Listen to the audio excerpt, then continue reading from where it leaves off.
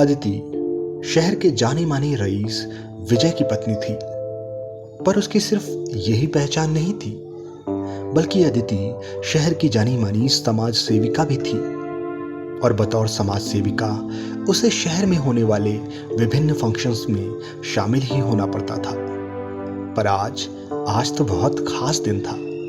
भाई होता भी क्यों ना, शहर का सबसे प्रतिष्ठित स्कूल जहां के एनुअल फंक्शन की चीफ गेस्ट जो थी वो आज वही स्कूल जहां से अदिति ने अपनी पढ़ाई भी पूरी की थी।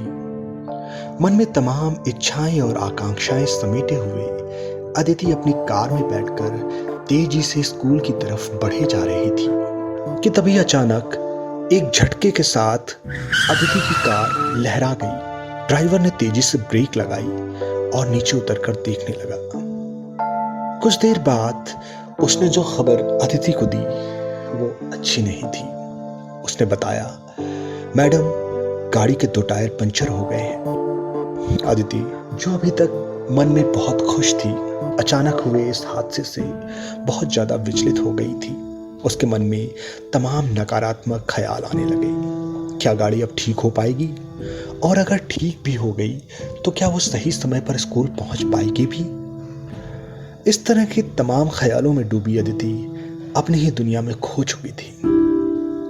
तब तक उसके ड्राइवर ने आसपास से गुजर रहे लोगों से किसी पंचर की दुकान के बारे में पूछना शुरू कर दिया। जल्द ही एक व्यक्ति ने उन्हें बताया कि पास के ही नुक्कड़ पर एक पंचर की दुकान है, शायद अब्दुल पंचर वाले की। हालांकि गाड़ी के 2 टायर पंक्चर हो गए थे, पर अभी भी गाड़ी पास वाले नुक्कड़ तक ले जाई जा सकती थी। ड्राइवर ने अदिति को जब यह खबर बताई तो अदिति को कुछ राहत मिली। जैसे तैसे ड्राइवर पास वाले नुक्कड़ तक पहुंचा ही था कि एक 10-12 साल का बच्चा गाड़ी की तरफ तेजी से भागते हुए आया और बोला, अरे साहब, गाड़ी खराब हो गई है क्या? क्या पंचर हो गई है? ड्राइवर ने बच्चे को झड़क कर जवाब दिया, अंधा है क्या? दिखता नहीं? 2 टायर पंचर हैं। बच्चे ने मुस्कुराते हुए कहा, अरे साहब, नाराज क्यों होते हैं? ये पास वाली दुकान अपनी ही है, आइए आइए। ड्राइवर धीरे धीरे गाड़ी उस बच्चे की बताई पंचर की दुकान पर ले गया और नीचे उतरकर फिर से झड़क कर उस बच्चे से कहा, जा जा अपने पापा को लेकर आ, हमें बहुत जल्दी है, टाइम नहीं है हमारे पास। बच्चे ने मुस्कुराते हुए जवाब दिया, अरे साहब, परेशान क्यों होते हैं? आप बस बगल वाली टपरी से चाय पीजिए और देखिए मेरा कमाल। वाकई में वो बच्चा बहुत कमाल का था। जितनी देर में ड्राइवर बगल वाली टपरी से चाय पी पाता, उसने कब गाड़ी के दोनों टायर खोले, पंचर लगाया और वापस लगा दिए, मानो पता ही न चला। अदिति भी उसकी इस फुर्ती और वाक्पटुता को देखकर बहुत हैरान थी। उसने ड्राइवर को बुलाया और 200 का नोट थमा दिया। ड्राइवर ने कहा, मैडम ये तो बहुत ज्यादा है। पर अदिति ने जवाब दिया, तुम दे दो। ड्राइवर ने वो 200 का नोट उस बच्चे को थमा दिया तो उस बच्चे ने कहा, साहब बोनी का टाइम है, अभी मेरे पास टूटे नहीं है, आप 1 मिनट रुको, मैं अभी टूटे लेकर आता हूं। ड्राइवर ने उस बच्चे को फिर से झिड़क कर कहा, जा जा, हमारी मैडम ने खुशी से दिए हैं, रख ले। बच्चे ने ड्राइवर को सलाम किया और पास जाकर अदिति को भी। खैर, ड्राइवर ने गाड़ी स्टार्ट की और तेजी से चल दिया स्कूल की तरफ। इतना सब कुछ होने के बावजूद भी अदिति सही समय पर स्कूल पहुंच गई थी। स्कूल में अदिति का बहुत जोरदार तरीके से स्वागत किया गया, जिससे वो गदगद हो उठी और उसने बड़ी ही खुशी और उमंग के साथ मेधावी बच्चों को प्राइज डिस्ट्रीब्यूट किए। अदिति जब स्कूल से लौटी तो वो बहुत खुश थी। भाई होती भी क्यों ना, सब कुछ इतना अच्छे से जो हो गया था। शाम को खाने की टेबल पर जब वो अपने पति विजय के साथ बैठी तो उसने पूरे दिन का किस्सा एक एक करके उसे बताना शुरू कर दिया, जैसा कि वो हर शाम को ही करती थी। पर आज का दिन तो बहुत खास था ना। विजय भी पूरी उत्सुकता और दिलचस्पी के साथ उसके साथ हुए एक एक घटनाक्रम को सुन रहा था। खासकर उस बच्चे के बारे में। खाने के बाद अदिति जब शाम को बिस्तर पर सोने के लिए गई तो उसकी आंखों में नींद नहीं थी। रह रहकर उसके दिलो दिमाग में वो बच्चा ही घूम रहा था, वो 10-12 साल का बच्चा। अदिति उसके बारे में तरह तरह की चीजें सोच रही थी। कितना छोटा बच्चा था, पर कितना होशियार और हुनरमंद भी। कैसे माँ बाप थे उसके जो उससे इतनी छोटी सी उम्र में ये काम करवा रहे थे। वो पढ़ाई लिखाई भी करता है या बस यही करता रहता है, वगैरह वगैरह। ये सोच सोच कर कब रात गुजर गई अदिति को मानो पता ही न चला। सुबह उसने अपने ड्राइवर को बुलाया और उस बच्चे के बारे में पता करने को कहा। दोपहर के खाने का वक्त हो गया था, पर अदिति आज घर से बाहर ही न निकली थी।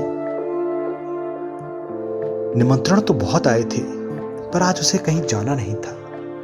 उसे तो बस उस बच्चे के बारे में पता करना था। खैर, ड्राइवर लेट ही सही, पर खाने के बाद तक आ चुका था। वो लेट जरूर आया था, पर पूरी जानकारी लेकर आया था। उस बच्चे का नाम राहुल था। छोटी सी उम्र में ही एक कार एक्सीडेंट में उसके माँ बाप गुजर चुके थे और कोई भी रिश्तेदार भी न था। तब पड़ोस में रहने वाले अब्दुल चाचा ने ही उसे अपने पास रख लिया था। वो लड़का पढ़ाई लिखाई भी करता था, पर अब्दुल चाचा की सेहत सही ना होने के कारण आजकल वो ही दुकान पर बैठ रहा था।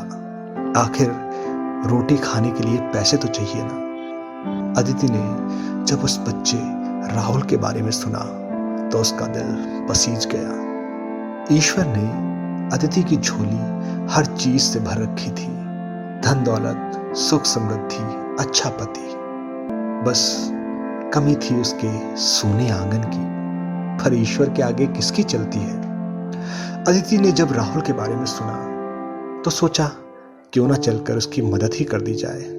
आखिर बतौर समाज सेविका उसका काम भी तो यही था। उसने ड्राइवर से सुबह जल्दी आने के लिए कहा। अगले दिन ड्राइवर सुबह ठीक समय पर पहुंच गया था। अदिति गाड़ी में बैठी और दोनों चल दिए उस पंचर की दुकान पर ये क्या, पंचर की दुकान तो आज बंद थी। ड्राइवर ने नीचे उतरकर आसपास से पता किया तो पता चला कि अब्दुल चाचा की तबीयत आज ज्यादा ही खराब है और नन्हा राहुल उनकी सेवा में लगा है।